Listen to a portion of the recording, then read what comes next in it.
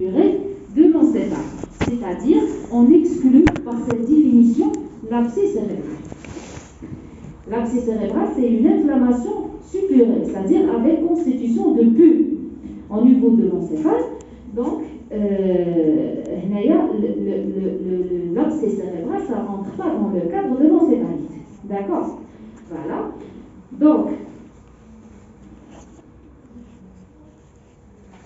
Donc l'encéphalite, c'est quoi? C'est une inflammation non suppurée de l'encéphale. Elle exclut donc l'abcès cérébral, dont le substratum histologique, toujours obligatoire, est l'infiltrant inflammatoire lymphoplasmocytaire périvasculaire. C'est-à-dire qu'on ne peut pas avoir une inflammation sans avoir un infiltrant inflammatoire, bien sûr, à l'histologie, à l'examen histologique. On ne va pas le voir à l'imagerie ou autre chose, d'accord? Donc, ça entraîne des troubles neurologiques graves qui peuvent être mortels. On peut perdre un malade par un tableau d'encéphalite. C'est un problème très grave. La cause la plus fréquente, et je dirais bien la plus fréquente et la plus grave à ne pas passer à côté, c'est l'infection, c'est l'inflammation d'origine virale, dont le virus le plus fréquent, c'est l'herpès simplex virus. D'accord? Donc, devant tout tableau d'encéphalite, il faut évoquer en premier temps, je dirais bien, en premier temps, l'encéphalite virale. Là, sous-entend que tout malade suspect d'avoir une encéphalite, on met un traitement à visée herpès simplex virus, un traitement à base d'acyclovir par excès. Le premier réflexe, c'est de mettre le malade, bien sûr, sous antibiothérapie, avec un traitement à base d'acyclovir, parce que c'est la cause la plus fréquente et la plus rapidement fatale. D'accord? Et c'est une cause curative. Pourquoi ne pas traiter un malade, le perdre, alors que maintenant le traitement, et on peut récupérer, le malade il peut récupérer, c'est-à-dire son dégât. D'accord? Voilà. Donc c'est une urgence diagnostique et thérapeutique, oui. Le traitement des... c'est pas important. Alors, c'est un motif de plus en plus fréquent, c'est une cause de plus en plus élevée des encéphalites auto-immunes. On va les voir par la suite, on va détailler un petit peu le mécanisme physiopathologique des différentes causes d'encéphalite. L'origine n'est pas connue dans pratiquement la moitié des cas. Généralement, dans 50% des cas, on lance toute une batterie d'examens, mais on ne trouve rien. Mais on ne trouve rien, on lance un traitement et on explore calmement. Si on ne trouve rien, c'est que le malade il a été traité par une antibiothérapie adéquate, par un traitement à base d'acyclovir à visée herpès simplex virus. Si on ne trouve rien, le malade il récupère, c'est que... D'accord? Voilà. Les mécanismes physiopathologiques, il y a deux mécanismes. Soit par mécanisme direct, là où la bactérie ou le virus il attaque directement le corps cellulaire, d'accord? Soit par un mécanisme indirect, c'est-à-dire par réaction auto-immune, comme la plupart des pathologies auto-immunes. Donc, le mécanisme direct, là où l'agent infectieux a un tropisme direct pour le péricardium. Le péricardium, c'est le corps cellulaire, oui. C'est-à-dire le virus, il va attaquer, le virus ou la bactérie, ils vont attaquer directement le corps cellulaire et les signes cliniques sont aigus. Donc, le tableau, il est vraiment brutal. Donc, aigu, et la tête touche la substance grise réalisant une polyoencéphalie. C'est-à-dire ça touche surtout la substance grise. Ça peut toucher la substance blanche, mais c'est surtout la substance grise. Pourquoi? Parce que nous, quand on a fait l'anatomie du système nerveux central, on a dit que le corps cellulaire, c'est-à-dire la substance grise de notre système nerveux, c'est-à-dire de l'encéphale, la substance grise, c'est des corps cellulaires. Ou la substance blanche, c'est les prolongations, c'est les prolongements nerveux, l'axone et les dendrites. D'accord? Voilà. Ou bien par mécanisme indirect, là où l'agent infectieux ne procède pas de tropisme primaire pour le corps cellulaire, mais il partage avec la cellule nerveuse des cellularités antigéniques. C'est-à-dire que, comme on a expliqué toujours le mécanisme, quand on dit un mécanisme auto-humain, c'est toujours la même chose. Comme je vous ai dit, notre corps, notre système immunitaire, en essayant de nous protéger contre un virus ou une bactérie donnée, il va produire des anticorps qui vont attaquer et le virus ou comme le virus il a une similarité antigénique, c'est-à-dire il ressemble, la constitution elle ressemble à certains constituants de notre système nerveux, donc il va attaquer et le virus et certains constituants de notre système nerveux, y compris la gaine de myéline, d'accord? C'est-à-dire d'où l'atteinte et c'est-à-dire un tableau d'encéphalite qui touche surtout la substance blanche, qui est pratiquement due à l'atteinte de la gaine de myéline. Vous m'avez compris? Donc, soit un mécanisme direct, le virus ou la bactérie, alors directement, il attaque les corps cellulaires, d'accord? Soit un mécanisme indirect par réaction auto-immune, c'est-à-dire par production d'anticorps qui vont attaquer et le virus et qui vont attaquer la gaine de myéline, c'est-à-dire notre substance blanche. Vous avez compris? Voilà. Généralement, là, le tableau, il est un peu retardé, c'est-à-dire les encéphalites auto-immunes, mais une installation aiguë ou subaiguë. Généralement, c'est une installation après un certain intervalle. Le temps que notre système immunitaire puisse produire des anticorps qui vont attaquer la gaine de myéline. Vous m'avez compris? Voilà. Alors, tout ça, je vous ai déjà expliqué. Sur le plan sémiologique, donc, comme je vous ai dit, c'est un tableau d'encéphalite, c'est-à-dire des signes en faveur des syndromes infectieux et des signes en faveur de l'atteinte de l'encéphale. D'accord? C'est-à-dire c'est une atteinte encéphalique dans un contexte infectieux. Alors, donc on va avoir deux éléments qui doivent être réunis, mais à des degrés variables. On a le syndrome infectieux, avec une fièvre qui est pratiquement presque constante, autour de 40 degrés.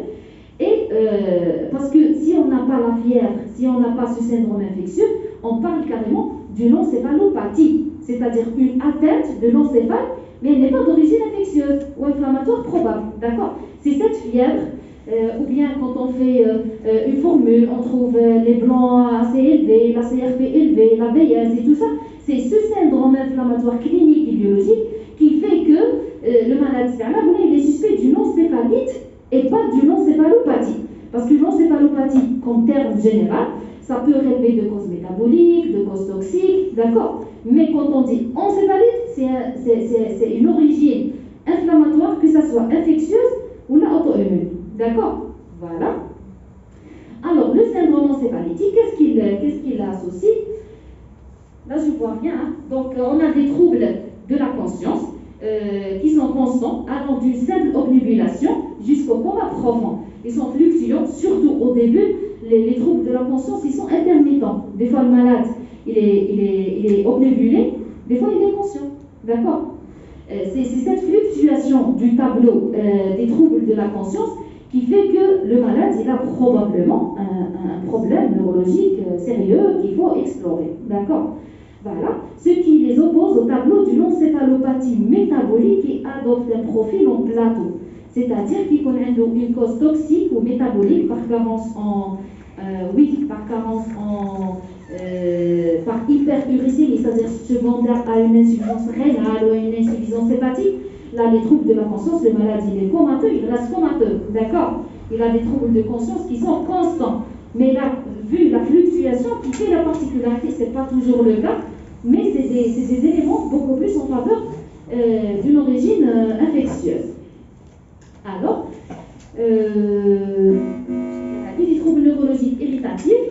Donc, on a des troubles de la conscience, des troubles neurologiques irritatifs, des troubles déficitaires et des troubles du comportement.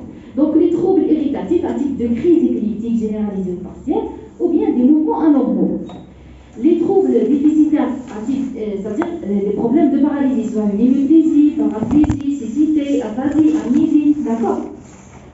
Et on a en dernier les troubles du comportement à type d'irritabilité, hallucination, agressivité ou carrément une apathie. C'est-à-dire, il y a un malade a des troubles de la conscience, ou a des convulsions, des troubles de la conscience, des convulsions, un déficit moteur, une aphasie, avec des troubles du comportement, il est très agressif, il est très irritable, ou bien au contraire, il est très apathique. D'accord? Et dans un contexte infectieux, là on dirait que le malade, il est très probablement atteint d'une encéphalite. D'accord?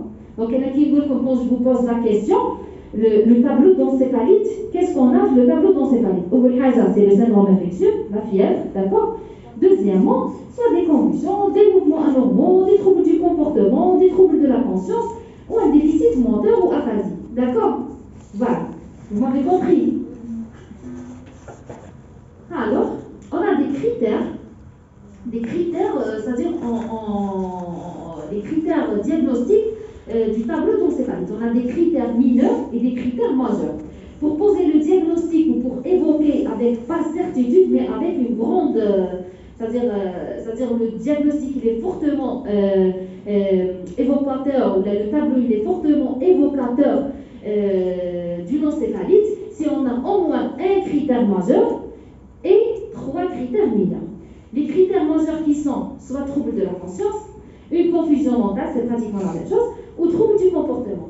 Donc, il y a un tableau d'encéphalite si le malade a des troubles de la conscience ou des troubles du comportement. D'accord? Le malade a un simple déficit moteur, mais ça suffit, mais ça trouble du comportement, mais ça trouble de la conscience. Non. C'est-à-dire, elle a des troubles de la conscience, troubles du comportement, parce que c'est une atteinte étendue de l'encéphale.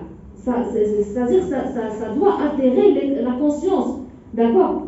Voilà. Ou avec des troubles cognitifs majeurs, les critères mineurs au chinoma, la fièvre, convulsion de nouveau, c'est-à-dire des crises épileptiques, ou bien quand on fait l'APL, on trouve plus de 4 éléments par millimètre cube, des anomalies évocatrices à l'imagerie ou à l'EEG, c'est-à-dire soit la fièvre, ou les crises convulsives, ou les éléments à l'APL, à l'imagerie ou à l'EEG. D'accord? Mais je vous ai dit que les critères majeurs, on a des troubles du comportement et de la conscience. D'accord? Voilà. On ne peut pas parler d'un tableau d'encéphalite sans avoir un de ces deux. Oui. Pyélocitose, c'est-à-dire l'augmentation. Pyélocitose, c'est-à-dire une hyperleucocytose ou une c'est-à-dire augmentation du nombre des globules blancs dans le SCR. D'accord? Voilà. C'est-à-dire d'une façon plus simple. Alors, cliniquement, le malade il a eu des troubles de la conscience, des convulsions, des troubles du comportement, dans un contexte infectieux et tout. La première des choses à faire, c'est bien sûr, après avoir stabilisé le malade, la mise en condition, après avoir, on a évoqué, parce que les urgences, on ne peut pas se permettre de faire une PL dans le cadre de l'urgence. Alors, on a la garde, la nuit, IRM cérébral, parce que le tableau d'encéphalite, ne vaut absolument rien, le scanner, pratiquement.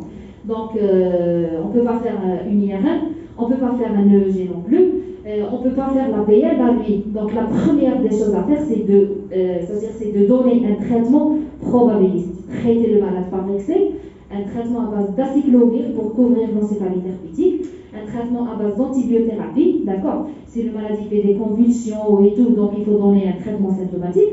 On met une perte. Après avoir mis le malade en condition de traiter par un traitement, c'est-à-dire d'urgence, on continue notre exploration calmement. Donc là, il faut faire une imagerie cérébrale dès que possible, d'accord? Dès que possible, mais toujours l'imagerie cérébrale, elle vient après l'APL.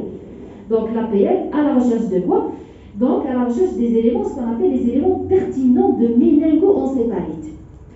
Donc, où je mène à la recherche d'une atteinte ou d'une irritation, d'une inflammation des méninges, parce que le SCF, quand on trouve une lymphocytose, c'est-à-dire augmentation des globules blancs dans le SCF, c'est un élément en faveur d'une inflammation du système nerveux central. D'accord? Donc, soit c'est des éléments en faveur d'une encéphalite ou d'une méningoencéphalite carrément. Il y a une différence entre, c'est-à-dire le résultat de l'APL dans le cas de la méningoencéphalite virale et bactérienne. Il faut savoir que les bactéries se nourrissent du glucose, d'accord? Se nourrissent du glucose. Donc quand on fait l'APL, le résultat, il revient à ce qu'on appelle une hypoglycémie, avec une hyperprotéinurie quand on trouve le taux de protéines élevé fluorescent, maintenant il y a un mécanisme inflammatoire. Tout simplement. Donc une hyperprotéinurie, hypoglycémie, avec l'augmentation du taux des lymphocytes, d'accord, des lymphocytes dans le LCR. Allez, c'est dans le cas de la c'est-à-dire des lymphocytes ou les PNN, donc l'augmentation du taux des PNN, des polynucléaires neutrophiles, dans le LCR, très probablement c'est une méningoencéphalite bactérienne. Pourquoi? Parce qu'il y a une hypoglycoratie. D'accord? La méningoencéphalite virale, on trouve un liquide clair, parce qu'il n'y a que les bactéries qui donnent, mais si le plus, mais qui donnent un LCR un peu louche. C'est-à-dire, on dit que le LCR il est de couleur jaune citrin, qui est de couleur jaunâtre, où il y a une infection d'origine bactérienne probable. D'accord? Mais dans la plupart des cas, c'est les méningoencéphalites virales qui donnent un liquide clair.